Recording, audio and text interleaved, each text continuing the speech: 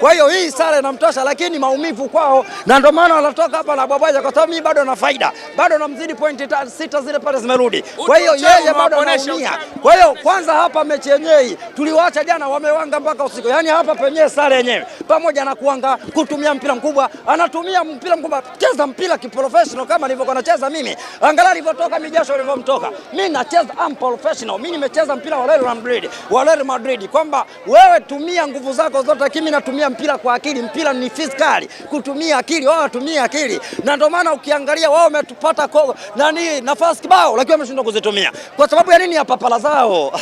Hebu leo waambie ile ilivyo, tutakwenda kuwa mabingwa. Picha ndio ilivyo. Tunakwenda kuwa mabingwa. Na kwa hali hiyo, kwa sababu tunakwenda kuwa mabingwa, tunahitaji wachezaji wakali. Na hivi tunavyopanda daraja kuwa timu ya 11 Afrika, elewa hata mashindano ya Afrika kwetu yatakuwa magumu sana, kwa sababu kila mtu atajua anacheza na timu kali. Gani ile ni offside, mpira umeisha, tumepewa fair.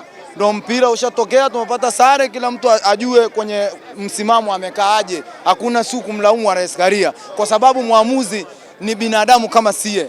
Kama kuna sehemu kateleza, tumalize, tuangalie, tugange yajayo. Kwa sababu ukisema tumlaumu RS Karia, tutaanza kuleta mizozo isiyokuwa na msingi, tukakosa kazi za kufanya. Aliyopata sare sasa hivi akakae kwenye benchi lake la ufundi, wajua walikosea wapi, waseti wachezaji wao, kwamba ukishafika kwenye lango la Yanga akishakataa goli moja, tia la pili.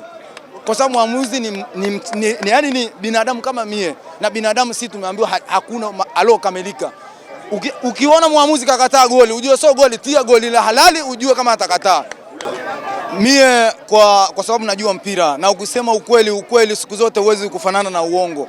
Mie nimesema kama mwana Yanga, mie tumezidiwa mpira kiufundi, ila kilichosababisha Simba yote yakao ni nafasi wameshindwa kuzitumia. Unapocheza na mtu umemzidi, istakiwa ukamkosa ukaja ukaanza kujilaumu, ningefanya vile. Inatakiwa ukishamzidi mtu kama yule, si unajua ni adui wako, ukishafika yani wewe hakuna cha kuremba, ukishafika CDR tia nyavuni. Tukishatia nyavuni ya low back hakuna kusema si pale ningefanya hivi.